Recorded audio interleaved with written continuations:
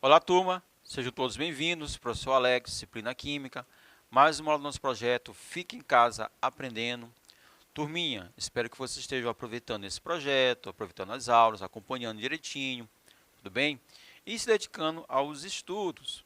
Como primeira dica, olha só, caderno, lápis, caneta, borracha, para você fazer suas devidas anotações. E aquele gráfico, aquela tabela, né, aquela imagem que lhe chamar a atenção, né, você printa a tela, passa essas informações para o caderno e aí continua os seus estudos. Ok, turma? Vamos lá. Turminha, estamos em uma série de aulas do segundo ano do ensino médio, onde o tema é termoquímica. Turminha, termoquímica é a parte da química que estuda a relação entre as reações químicas e a liberação ou absorção de calor. Né? O calor é uma forma de energia, então a energia ela é inerente ao processo químico. Só que essa energia ela pode ser na forma de calor, termoquímica. Então existem reações, turma, que liberam calor, e existem reações que absorvem calor. Esse calor nós podemos dar um nome especial, entalpia. Lembraram? Entalpia. Entalpia é o conteúdo energético da substância. Show? Nós não podemos determinar de forma direta a entalpia da substância A. O que acontece? Nós podemos medir a variação dessa entalpia, né, da substância A com outra substância, ou seja, a variação de entalpia em uma reação química. Essa variação de entalpia nós vamos dar o nome de, vamos chamar de ΔH. ΔH é a variação de entalpia. Variação, turma, só lembrando, é final menos inicial, ou seja, entalpia do produto menos entalpia do reagente. E aí nós vamos chegar a um resultado, onde nós vamos ter um sinal mais um número, beleza? O que nos interessa é o sinal. Sinal positivo quer dizer que esse processo, essa reação, ela é endotérmica. Está havendo uma absorção de calor. Então, uma reação química ela pode ser endotérmica, quando seu ΔH for positivo. Show? Mas também esse ΔH pode ser negativo. E aí estaremos diante de uma reação, de um processo exotérmico, porque está havendo uma liberação de calor. Então, processo endotérmico, processo exotérmico. ΔH positivo, ΔH negativo. Bom, essa entalpia ela recebe alguns nomes. Entalpia de formação, que é a entalpia obtida a partir da reação de formação de uma substância, a partir de substâncias simples. Entalpia de combustão, que é o calor liberado, quanto é liberado na queima de uma determinada substância. Entalpia de ligação, nesse caso, vamos chegar ao ΔH da reação, através das energias de ligação, tanto dos reagentes quanto dos produtos. E um outro conteúdo ou tópico que nós abordamos nessa série de aulas é a lei de Hess. Estão lembrados?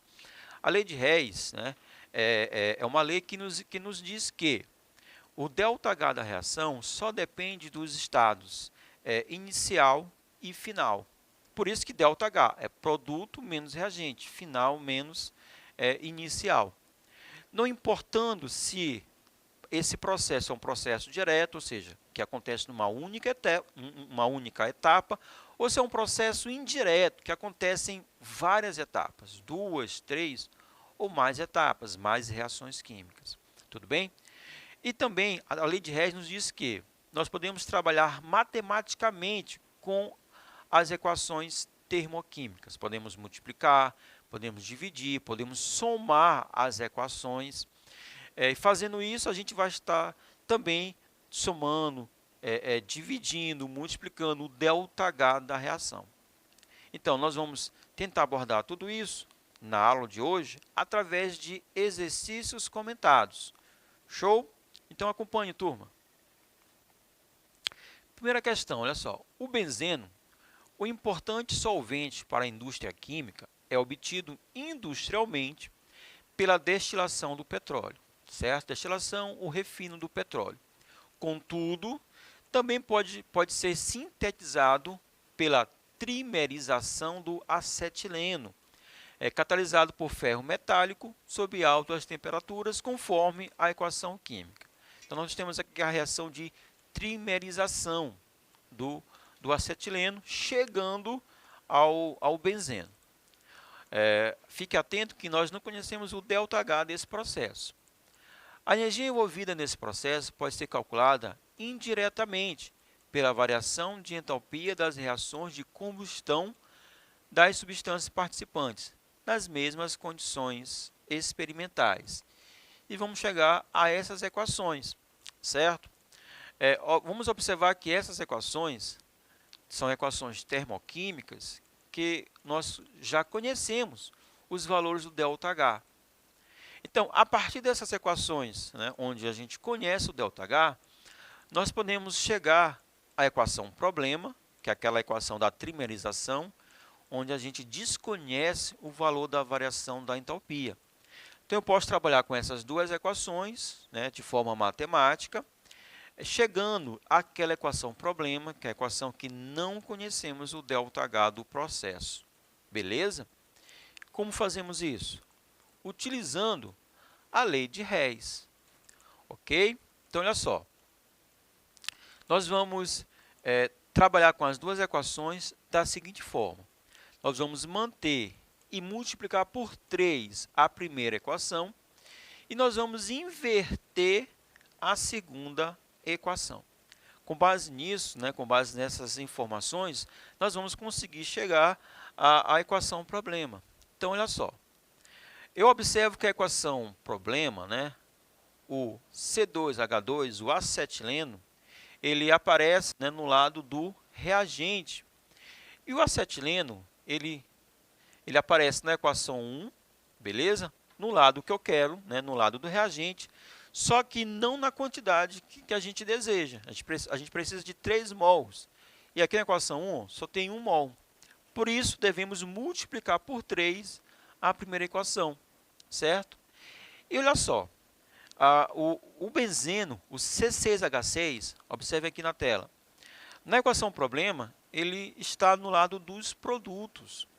E onde aparece o C6H6? Na equação 2. E na equação 2, ele está no lado do reagente. Então, não está no lado que desejamos. Então, a gente precisa inverter a segunda equação. Então, mantendo e multiplicando por 3 a primeira e invertendo a segunda, vamos chegar a esse resultado. E aí, aquelas substâncias que aparecem na mesma quantidade no reagente, no produto, nós podemos cancelar. Então, nós vamos cancelar o oxigênio, vamos cancelar o CO2, vamos cancelar as moléculas de água. Tudo bem? E o resultado vai ser o 3C2H2 produzindo o C6H6, que é justamente a equação que a gente deseja. O ΔH é só agora trabalhar matematicamente. Então, o primeiro ΔH eu multipliquei por 3, 310 vezes 3, menos 930. O segundo ΔH, como foi preciso inverter a equação, devemos inverter o sinal, trocar o sinal. Então, o que era negativo ficou positivo. Trabalhando matematicamente, turma, resultado, menos 150 quilocalorias por mol. Isso quer dizer que esse processo é um processo exotérmico. Então, a trimerização do acetileno é um processo exotérmico com liberação de 150 quilocalorias por mol. Show, turma? Então, vamos lá. Próxima questão. Atualmente, soldados em campo, seja em treinamento ou em combate, podem aquecer suas refeições prontas e embaladas em bolsas plásticas, utilizando aquecedores químicos, sem precisar fazer fogo. Dentro dessas bolsas existe magnésio metálico em pó. E quando o soldado quer aquecer a comida, ele coloca água dentro da bolsa, promovendo a reação descrita pela equação química. Então, nós temos a equação da reação do magnésio metálico com a água. O que essa equação nos diz? Existe a produção do hidróxido de magnésio, mais a produção do gás hidrogênio e existe uma liberação de calor, 350 kJ. Bom, vamos lá. O aquecimento dentro da bolsa ocorre por causa da... E aqui nós temos as alternativas. Turma, ó, eu fiz aqui um slide explicando melhor o que está acontecendo. Bom, está acontecendo um processo de óxido-redução, certo? O processo de óxido-redução é um processo químico onde há uma transferência de elétrons, né, de uma substância para outra. Então, eu vou ter substância que vai estar perdendo elétrons, e quem perde elétrons sofre oxidação, e substâncias estarão recebendo elétrons, e aí vai ocorrer a redução. Então, por isso, processo de óxido-redução. Turma, se entre os elementos que estão perdendo e ganhando, né, se a gente fizer uma conexão através de um fio de cobre, né, e colocar uma lâmpada, nós vamos perceber que essa lâmpada vai entrar em funcionamento, né, vai brilhar. Por quê? Porque eu estou tendo um fluxo de elétrons, ou seja, uma corrente elétrica, certo? Esse é um tema que a gente vai abordar melhor lá na eletroquímica. Mas, o que a gente observou?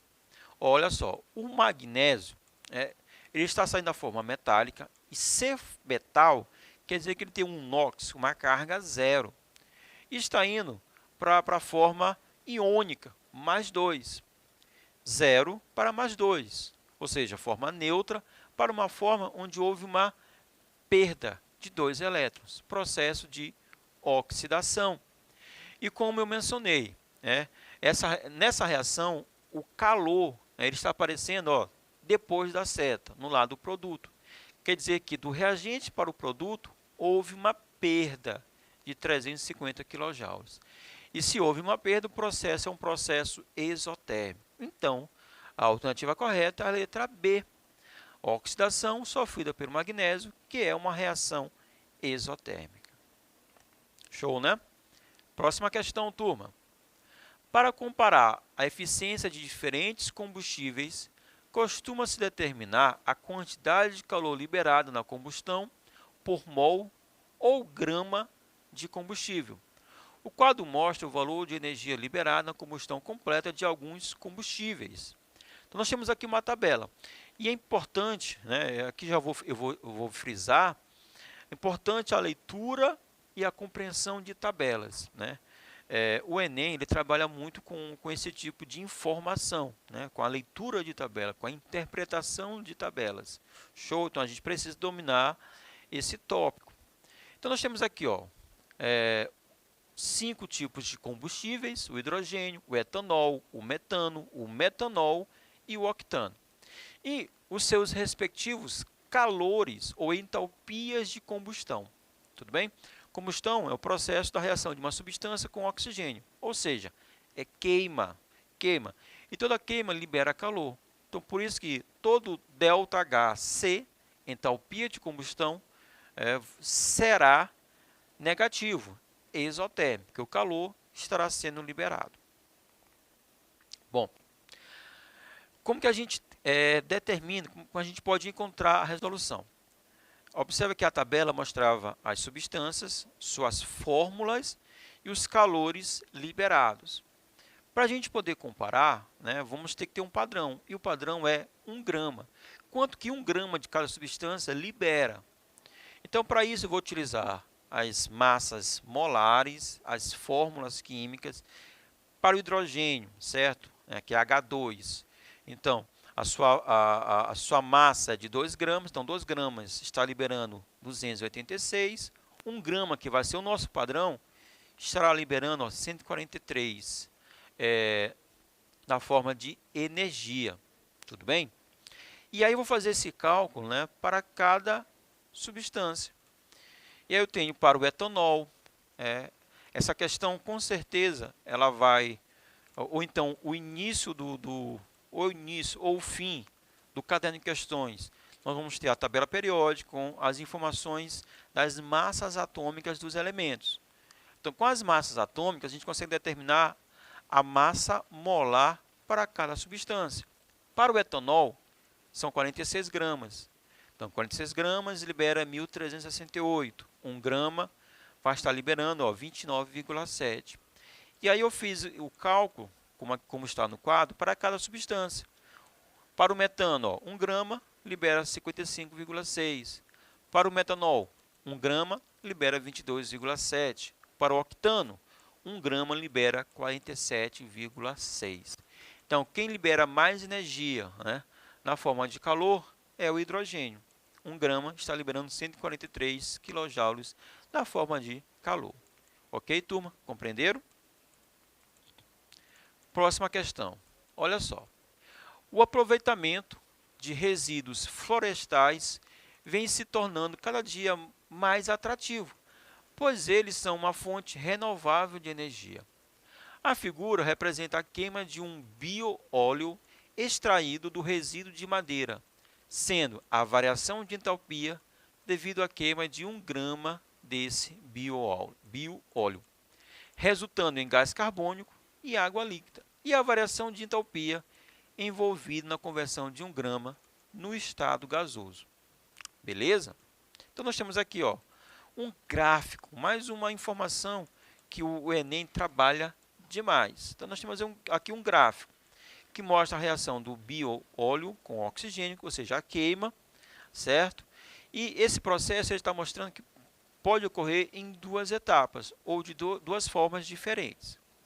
Olha só, a variação de entalpia em quilojoules para a queima de 5 gramas desse bioóleo, resultando em gás carbônico e água, tem como valor, então, quanto que 5 gramas estará liberando. Então, observe a resolução. Olha só. 1 grama está liberando 18,8 quilojoules na forma de calor. É o que nos diz a reação. Aqui, bioóleo reagindo com oxigênio. Olha só aqui o calor liberado. Menos 18,8. Então, 5 gramas vai estar liberando quanto? 94 quilojoules, multiplicando 18,8 por 5, 94. Agora, se a gente observar o segundo processo, é um processo que está havendo uma absorção, né, de energia. Então, 1 grama vai estar absorvendo 2,4 quilojoules, 5 gramas, Y, que vai dar 12. Bom, agora, o processo geral, nós vamos somar os dois ΔH, lei de Reis. No primeiro, houve uma absorção, então, ΔH negativo, menos 94. O segundo está havendo uma absorção, então, mais 12. Menos 94 mais 12, resultando em menos 82. Então, 5 gramas estará liberando de forma geral 82 quilojoules na forma de calor. Beleza? Bom, cabe mais uma questão. Vamos lá? O aquecimento de um material por irradiação com micro-ondas ocorre por causa da interação da onda eletromagnética com o dipolo elétrico da molécula. Olha só. Um importante atributo do aquecimento por micro-ondas e a absorção direta da energia pelo material a ser aquecido. Assim, esse aquecimento ele é seletivo e dependerá principalmente da constante dielétrica e da frequência de relaxação do material. O gráfico mostra a taxa de aquecimento de 5 solventes sob irradiação. Aqui nós temos o gráfico. Mais uma vez, um gráfico para a gente. No gráfico, qual solvente apresenta a taxa média de aquecimento mais próxima de zero no intervalo de 0 a 40 segundos? Nós temos aqui no eixo X o tempo em segundos e no eixo Y nós temos a temperatura. Qual gráfico vai nos dar uma taxa média de aquecimento mais próxima de zero? Ou seja, passado o tempo, a linha praticamente não muda, nem sobe nem diminui, fica reta. Qual é essa substância? Essa aqui, que tem esses losangos. E quem tem um losango? Olha só, o N-hexano. Observe que o N-hexano, com o passar do tempo, praticamente não há variação na taxa de aquecimento, ou seja, não há variação na temperatura. Todas as outras substâncias, com o passar do tempo, existe um aumento na temperatura. O hexano é essa substância aqui, ó, é esse hidrocarboneto. Show de bola, turma? Espero que vocês tenham gostado e até a próxima. Valeu!